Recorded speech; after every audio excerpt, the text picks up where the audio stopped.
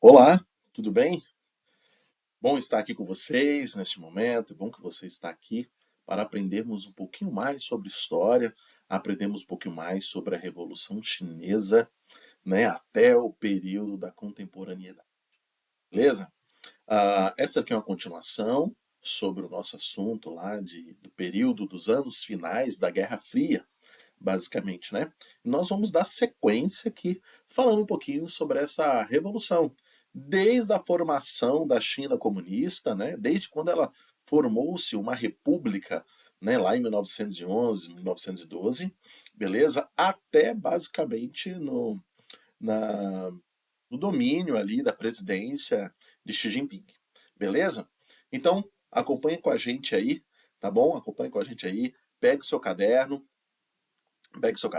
pega sua caneta e vamos ver para as anotações e preste bastante atenção, tá ok?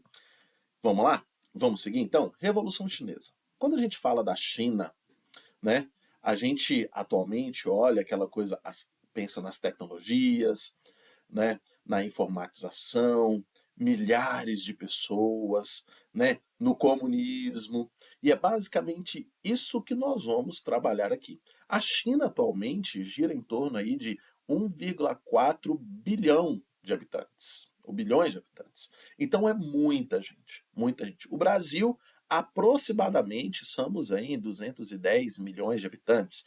Olha a diferença, né? Olha a diferença. A China também tem um tamanho geográfico enorme, beleza? Um tamanho geográfico enorme, assim como o Brasil também, beleza? Mas essa quantidade de pessoas que lá tem faz com que muitas empresas internacionais queiram explorar esse mercado consumidor chinês, tá ok?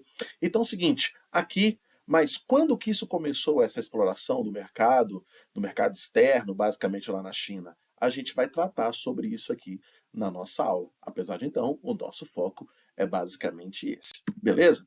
Então é o seguinte, quando a gente fala sobre Revolução Chinesa, nós temos que chegar bem lá no início, né? Bem lá no início aí da China mesmo, ali em 1912, 1911, quando ali de fato começou uma república. Mas no século XIX, durante o período neocolonialista, a China ela foi explorada por várias nações. A gente consegue observar na figura ao lado aí, né, no lado do monitor de vocês, lado direito do monitor de vocês, nós estamos vendo aí a partilha da China, basicamente em zonas de influência. Nós temos a Inglaterra, nós temos aí a Alemanha, nós temos a França, nós temos a Rússia, e basicamente o próprio Japão, beleza? Então a China estava sendo totalmente explorada. A China, quando a gente começa no século XX, finalzinho do século XIX, a China gira em torno de 400 milhões de habitantes e era basicamente dominada por essa galera. Né? Dominada praticamente por essa galera. E ali os chineses eram bastante humilhados e explorados. Movimentos aí do Partido Nacionalista já estava surgindo já no finalzinho do século XIX e que vai dar força para essa China basicamente se tornar independente dessas forças estrangeiras. Né? Esse partido passará a se chamar do Partido Kuomintang, ou seja, Partido Nacionalista Chinês. Essa sujeição era tão grande em relação aos chineses, às potências internacionais, que placas existiam nas casas aí, né, dizendo o seguinte, que é proibida a entrada de cães e de chineses no jardim. Assim a gente vê como que era a afronta dentro desse processo. Para exercer essa dominação, por exemplo, os estrangeiros usavam muito o apoio da liderança, ou seja, do imperador chinês, da dinastia Manchu, por exemplo. Era prática, por exemplo, de um regime de protetorado, de dominação de protetorado, que os poderes imperialistas faziam nessa região da Ásia, de que para ter o controle desse local fizesse aliança com a liderança, principalmente com os imperadores, lideranças políticas. Assim, esses imperadores ou líderes recebiam privilégios, basicamente, desses países dominadores. Né? Esse contexto, por marcação por humilhação, levou inúmeros chineses a ato de rebeldia. Exemplo disso foi a formação desse Partido Nacionalista, que eu já disse anteriormente, que é a questão do Partido Kuomintang.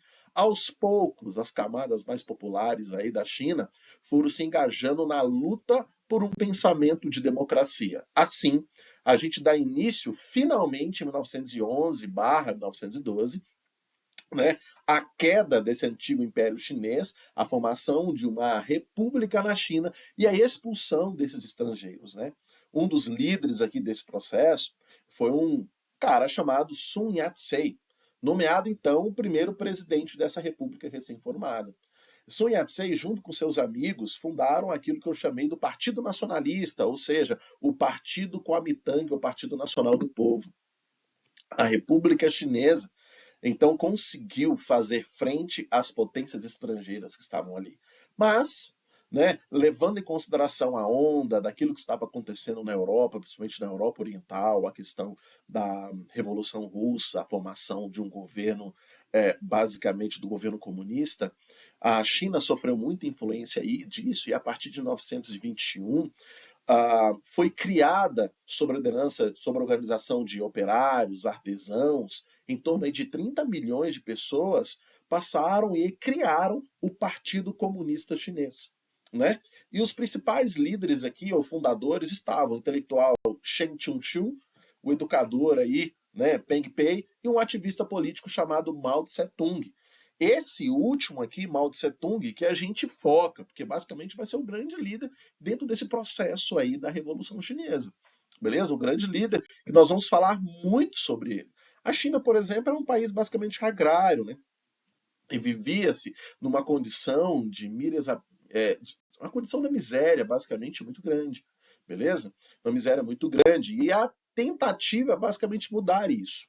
Né? A partir de 1927, por exemplo, a princípio, esses dois partidos, tanto o Partido Kuomintang quanto o Partido Chinês, eles eram basicamente aliados, mas a partir de 1927 eles começaram a ter divergências políticas, né, que o general ali, Chiang Kai-shek, começou a fazer uma perseguição aos comunistas, né, e foi obrigado esses comunistas a deixarem Xangai e rumarem em direção ao interior da China. Né? Então foi feito basicamente uma perseguição aos comunistas que se estenderam basicamente por toda a China. Foi necessário, como a gente está vendo aí, Chiang Kai-shek, né? Foi necessário, por exemplo, para evitar o extermínio aí, e líderes como Mao Tse-tung rumassem em direção ao norte, tá ok? Para conseguir juntar muitos adeptos, fortalecer a ideia comunista e fazer basicamente rumar para uma revolução comunista, beleza? Então é o seguinte, esse movimento ficou conhecido como a Longa Marcha, como você consegue observar aí no seu computador ou no seu celular. Então é o seguinte, como foi esse processo de longa marcha? Então, esses caras andaram mais de 9.000 quilômetros, né? 9.000 quilômetros rumando aí para o interior da China. E aqui, por onde Mao Tse-tung passava, né? Por onde Mao Tse-tung passava, ele conseguia concentrar muitos populares, né? E esse cara tinha um discurso muito bom. Ele era muito bom com o seu discurso. Então, aproveitando a questão da pobreza, aproveitando com relação às dificuldades, ele prometia algo que nenhum outro conseguia prometer. Como, por exemplo, a questão da alimentação, a questão de uma terra para trabalhar, uma igualdade. Esses pontos é aquilo que Mao Tse-tung conseguia prometer. Né? Então as pessoas olhavam para Mao Tse-tung como um ar de esperança.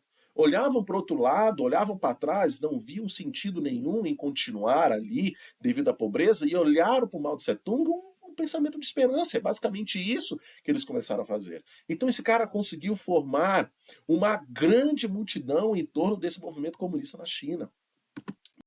Mas o interessante da gente se destacar, né, aqui nessa imagem, os integrantes aí da Longa Marcha, né, o importante que a gente se destacar é que durante basicamente a Guerra Fria começa, Guerra Fria não, perdão, a Segunda Guerra Mundial começa ali em 1939, né, os chineses tiveram um inimigo comum, como por exemplo o Japão começou a invadir territórios da Manchúria. É importante notar que os dois grupos aqui, que eram basicamente grupos inimigos mortais, se aliaram, né? Se aliaram, fizeram alianças para acabar com esse inimigo comum aqui, que era o Japão, né? O Japão, então, foi derrotado aí, basicamente, a gente viu aí as duas, comentamos aí já sobre as duas bombas atômicas, né? As bombas de Hiroshima e Nagasaki, que levou à rendição do Japão aí, né? Então, o Japão derrotado, a China voltou a ser disputada por esses dois grupos, agora com o final da Segunda Guerra Mundial, num contexto inicial de Guerra Fria. A gente percebe que durante a Guerra Fria, onde há uma instabilidade política em qualquer parte da região, os dois países que são beligerantes, que estão lutando dentro desse contexto de influência da Guerra Fria, os Estados Unidos e a União Soviética, vão tentar interferir nessa história aqui também. Né? Vão tentar interferir nesse processo e vão conseguir. Né? Então é o seguinte, os nacionalistas, a galera dos Kuomintangs vão receber apoio dos Estados Unidos, né? E o Partido Comunista vai receber apoio da União Soviética. O Partido Comunista, então, consegue a vitória dentro dessa disputa. E em 1949 foi implantada a República Popular da China, sob a liderança de um carinha chamado Mao Tse-tung, como você consegue observar aqui na sua tela. Em 1º de outubro, então, de 1949, Mao Tse-tung proclamou a República Popular da China. Né? República Popular da China. O que aconteceu, basicamente, com seus opositores? A galera lá do Kuomintang. Chiang Kai-shek, por exemplo, fundou, né? Precisou de fugir de lá e foi para a região chamada de Taiwan. E ali ele tenta, né, Taiwan ainda tenta conquistar esse direito de independência da China, né? E ali uma região totalmente aliada dos Estados Unidos, né, com pensamento mais capitalista, se assim a gente pode trabalhar. Como nosso foco aqui basicamente é a China, em 1949, como nós já dizemos, né, foi fundada então a República Popular da China sob a liderança de Mao Tse-tung. Os primeiros 10 anos, por exemplo, dessa nova república comunista, estiveram sob o controle direto de Mao Tse-tung, que promoveu e tentou introduzir a China no modelo econômico semelhante à questão dos soviéticos, né? A questão lá da União Soviética, por exemplo, planos quinquenais parecidos com aquele que Stalin fez, foram estabelecidos aqui. Né? Foram estabelecidos como, por exemplo, uma ampla reforma agrária que a Rússia fez, uma coletivização de terras, um sistema de saúde e educação foram estatizados, a estatização, né? Tanto pregada aí com relação ao pensamento comunista, a Revolução Soviética, a Revolução Russa fez isso, né? Aqui na China estamos vendo algo semelhante. Iniciaram construções de escolas, de hospitais e uma grande estatização, como eu já falei aqui para vocês recentemente. O surgimento de mais um grande país comunista vai deixar os Estados Unidos preocupados. Principalmente a Europa Ocidental e os Estados Unidos vão ficar meio assim repreensivos com essa China enorme, totalmente aliada aí a princípio da União Soviética, né? Da União Soviética.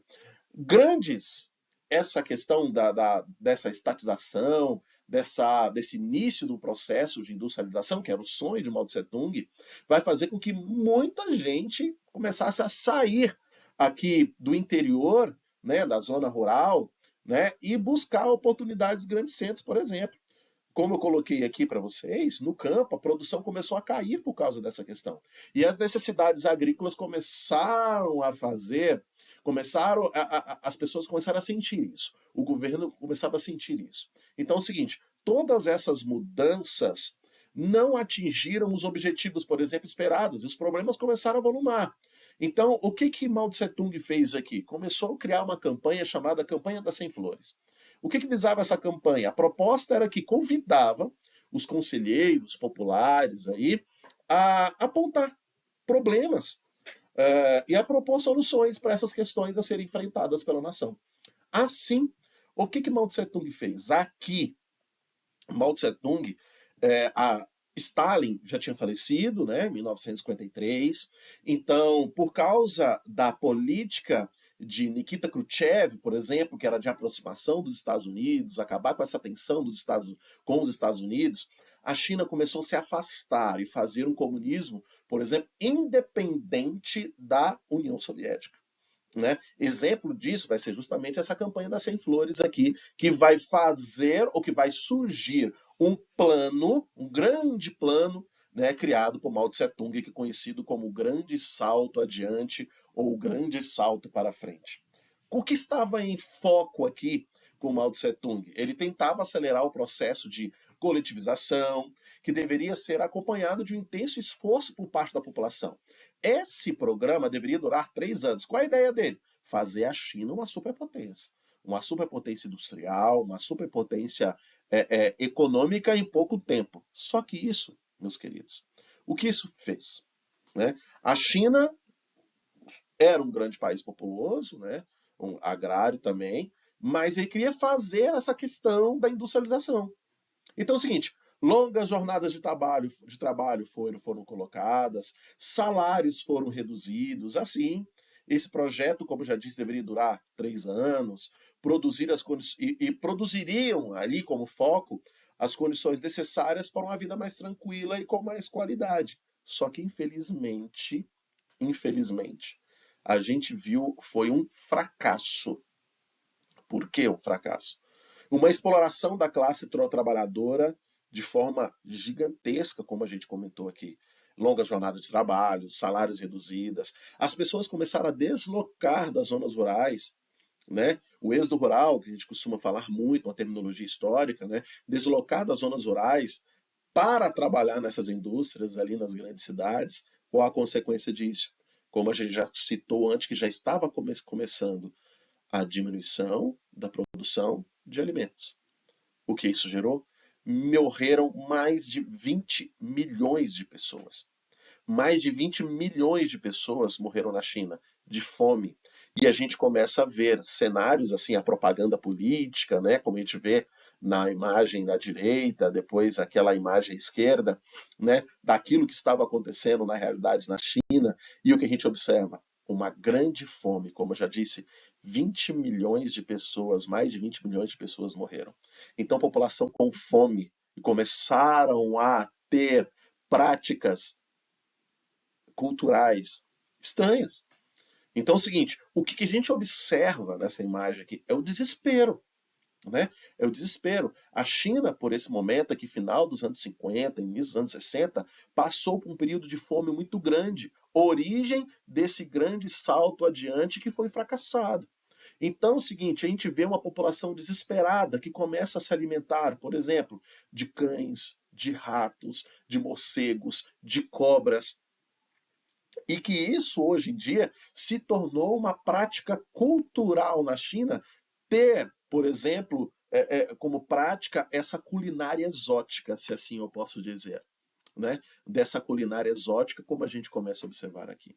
É importante a gente notar que recentemente, nós estamos aqui no ano de 2024, né? Há 4 anos atrás, o mundo passou por um período de pandemia, a pandemia do coronavírus, se assim a gente pode destacar, que teve a origem lá na China, na cidade de Wuhan, beleza? Que, por sinal, alguns cientistas trazem ou levam a explicação que foi basicamente uma doença vinda aí do morcego, né? Do morcego, então, essa questão do coronavírus.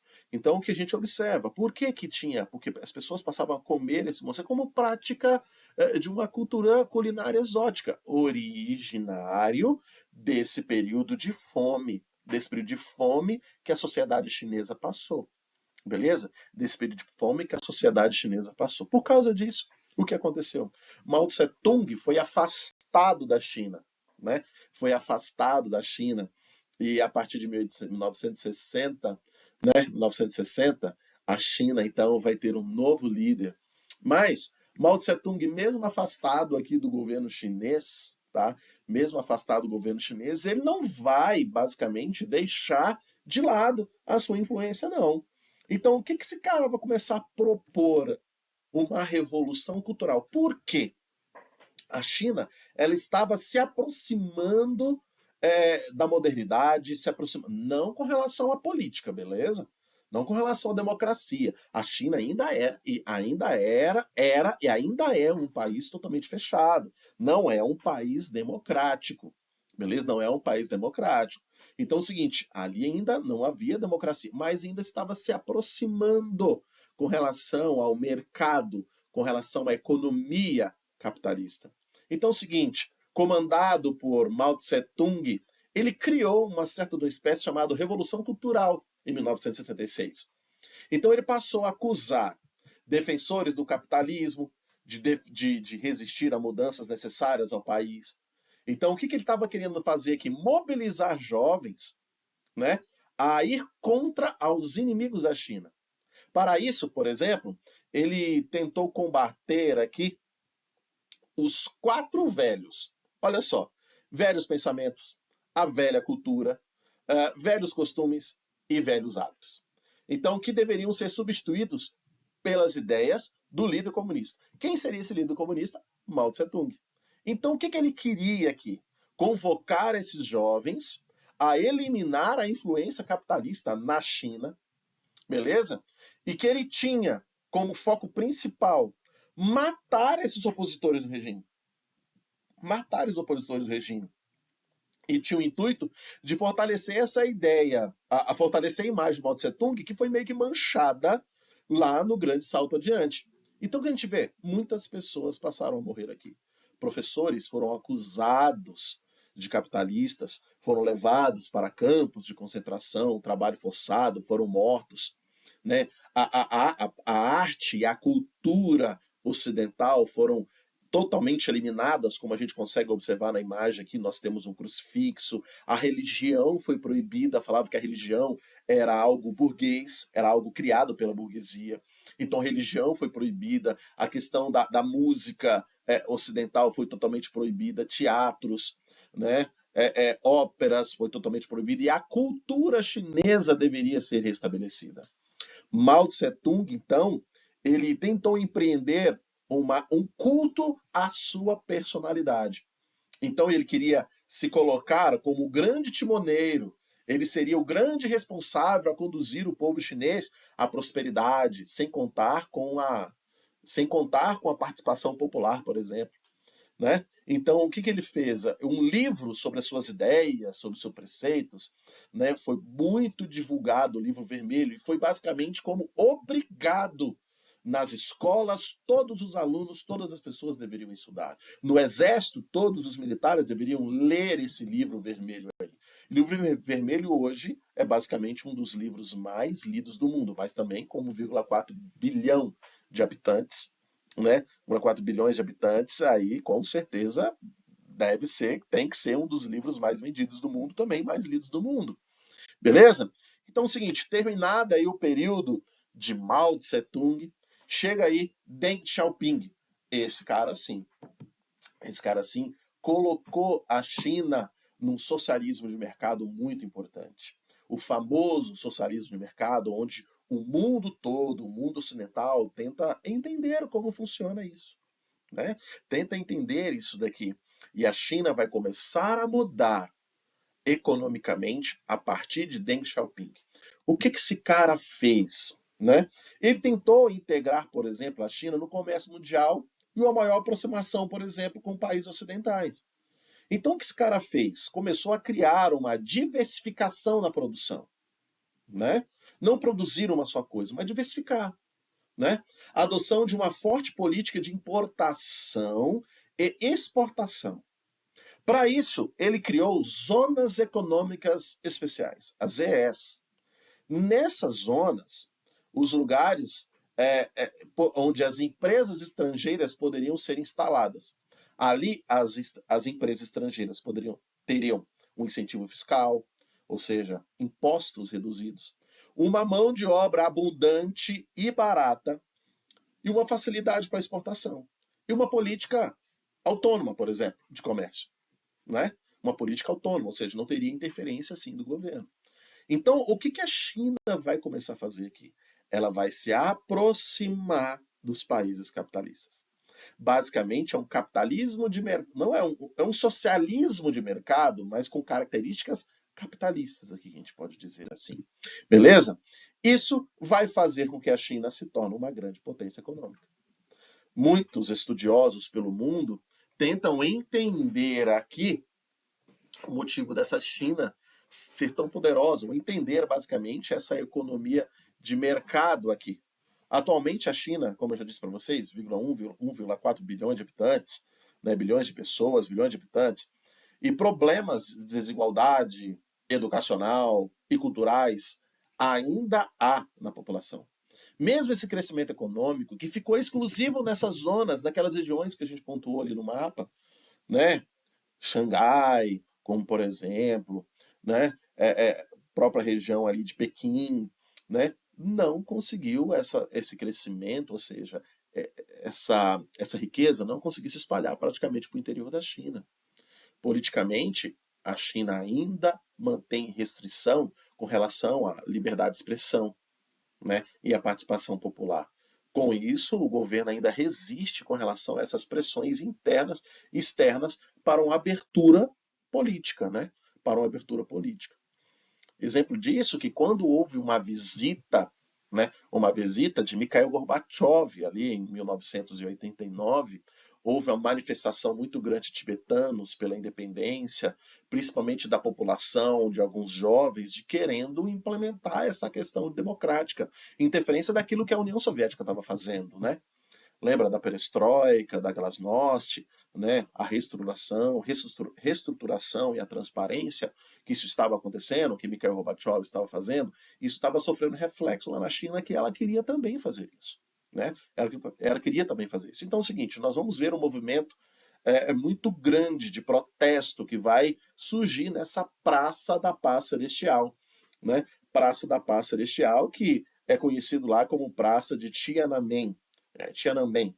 Então é o seguinte, o movimento representava uma satisfação de milhares de estudantes, de trabalhadores, de intelectuais, que, entre outros, estavam reunidos para reivindicar um caráter mais democrático. Então, em junho de 1989, centenas de cidadãos foram massacrados. O governo viu que essa repressão, que esse movimento estava crescendo, né? Então propôs aí um cessar mesmo dessas revoluções. E houve um massacre pelas Forças Armadas a esses cidadãos lá na Praça da Paz Celestial.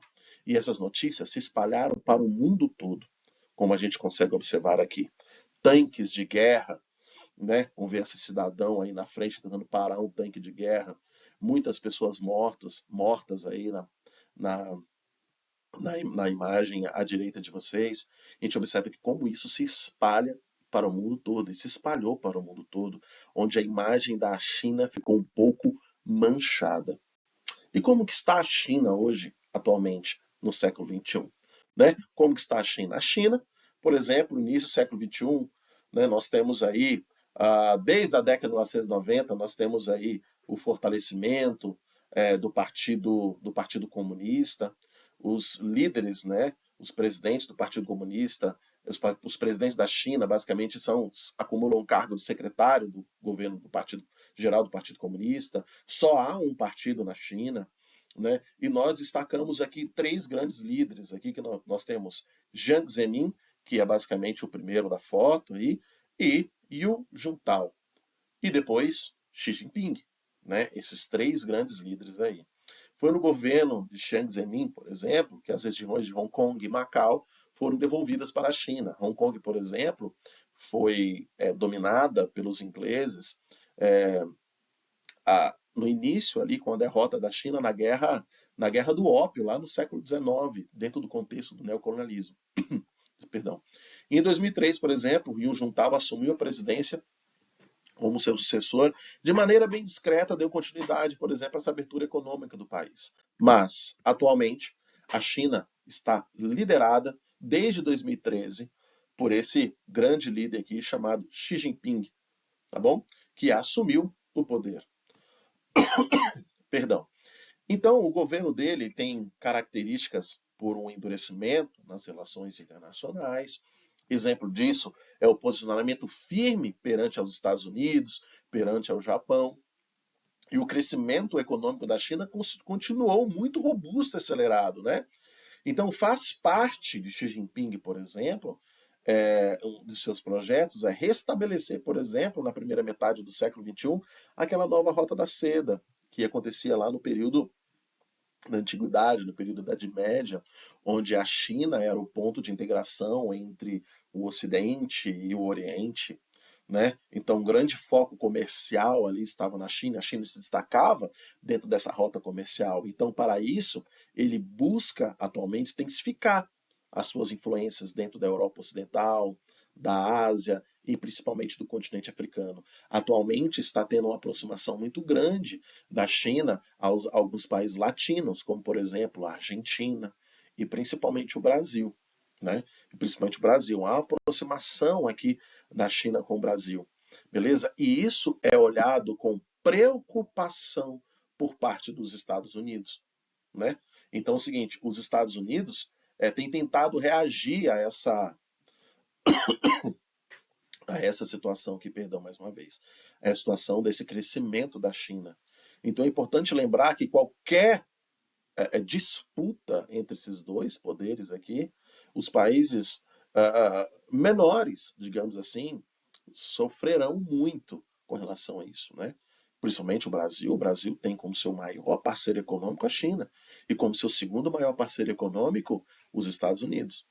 Então, alguns analistas apontam que a China pode se tornar a maior potência econômica do mundo até 2050, por exemplo. Né? Até 2050.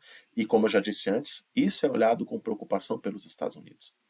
Aqui a gente vê anteriormente com o presidente Donald Trump, e que venceu as eleições recentemente, novamente dos Estados Unidos, uma série de taxação dos produtos chineses, né, dos produtos chineses dentro da entrada dos Estados Unidos.